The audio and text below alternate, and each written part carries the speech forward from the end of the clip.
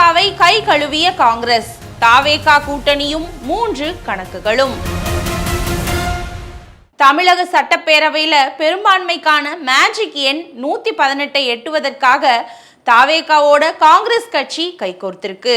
இந்த புதிய கூட்டணியால தமிழக அரசியல்ல ஏற்பட போற மாற்றங்கள் என்ன அப்படிங்கிற கேள்வி இப்போ எழுந்திருக்கு.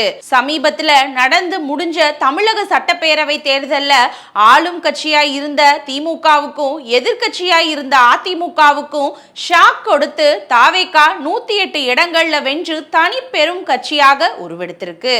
பெரும்பான்மைக்கு மேலும் 11 இடங்கள் தேவை அப்படிங்கிற நிலையில தாவேகாவை ஆதரிப்பதாக காங்கிரஸ் கட்சி அதிரடியா அறிவிச்சிருக்கு.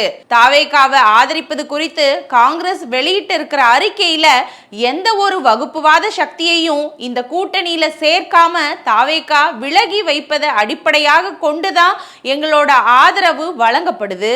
இந்த கூட்டணி தற்போதைய அரசாங்கத்தை அமைப்பதற்காக மட்டுமே இல்ல, எதிர்காலத்துல நடைபெற இருக்கிற உள்ளாட்சி அமைப்புகள், மக்களவை மற்றும் மாநிலங்களவை தேர்தல்களுக்கும் பொருந்தும் அப்படின்னு தெள்ள தெளிவா தெரிவிச்சிருக்கு. இதன் மூலமா பாஜக, அதிமுக உள்ளிட்ட கட்சிகள் கூட்டணியில சேர்க்க கூடாது அப்படிங்கிற நிபந்தனையை காங்கிரஸ் மறைமுகமா விதிச்சிருக்கு. அதோட வரப்போற அனைத்து தேர்தலிலுமே தாவேகாவோட கூட்டணி அப்படிங்கறத காங்கிரஸ் உறுதிப்படுத்தி இருக்கு.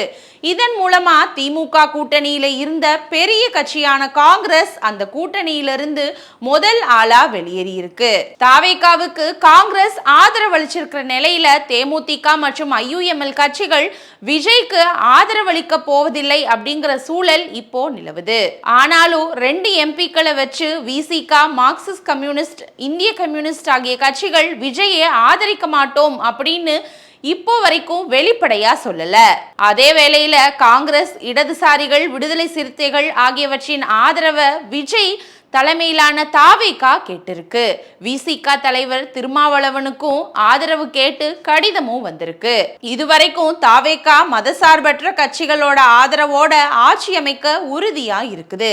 அதனாலதான் காங்கிரஸ், இடதுசாரிகள், விசிக, இந்திய கம்யூனிஸ்ட், முஸ்லிம் லீக் ஆதரவையும் கோரியிருக்கு அப்படின்னு விசிக பொதுச் செயலாளரும் எம்பியுமான ரவிக்குமார் கூறியிருக்கிறது பாசிட்டிவ் சிக்னலா தான் பார்க்கப்படுது. விசிக, மார்க்சிஸ்ட் கம்யூனிஸ்ட், இந்திய கம்யூனிஸ்ட்னு 3 கட்சிகளுமே தாவேகாவுக்கு ஆதரவு அளிக்க வாய்ப்பு இருப்பதா தான் சொல்லப்படுது. வழக்கமா எல்லா விஷயத்திலுமே ஆமை வேகத்துல முடிவெடுக்கிற காங்கிரஸ் இப்போ தாவேகா ஆதரவு முடிவை சில மணி நேரத்திலேயே எடுக்க காரணம் அதிமுக தான்.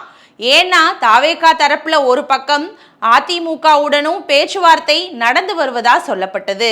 ஒருவேளை முதல் ஆளா தாவேகா கூட்டணியில அதிமுக சேர்ந்துச்சு அப்படின்னா தங்களுக்கான முக்கியத்துவம் இருக்காது அப்படிங்கறத உணர்ந்தே காங்கிரஸ் மிக வேகமா இந்த ஆதரவு முடிவை அறிவிச்சு விஜய்க்கு துண்டு போட்டிருக்காங்க.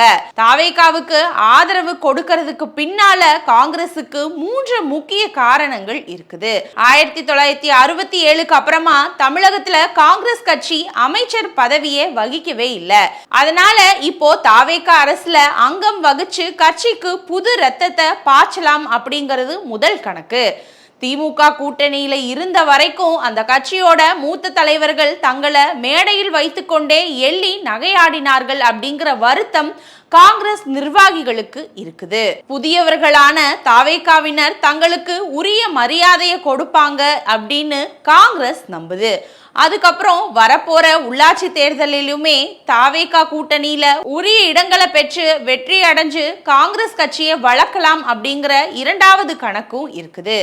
3வதா விஜய்க்கு தென்னிந்தியா முழுவதும் ரசிகர்கள் இருக்காங்க.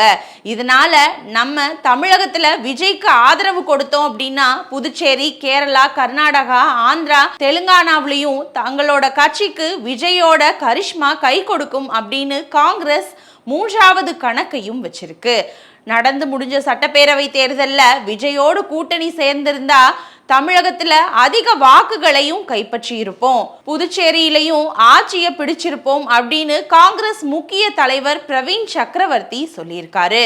இனியும் திமுகவோட தயவை எதிர்பார்த்து காத்திருந்தா காங்கிரஸை யாராலும் காப்பாற்ற முடியாது அப்படின்னு அந்த கட்சிக்குள்ளேயே குரல்கள் எழுந்திருக்கு. ஆனாலும் திமுகவோட முதுகுல காங்கிரஸ் குத்திருச்சு. காங்கிரஸ் பல மாநிலங்கள்ல அழிஞ்சதற்கு இந்த போக்குதான் காரணம்.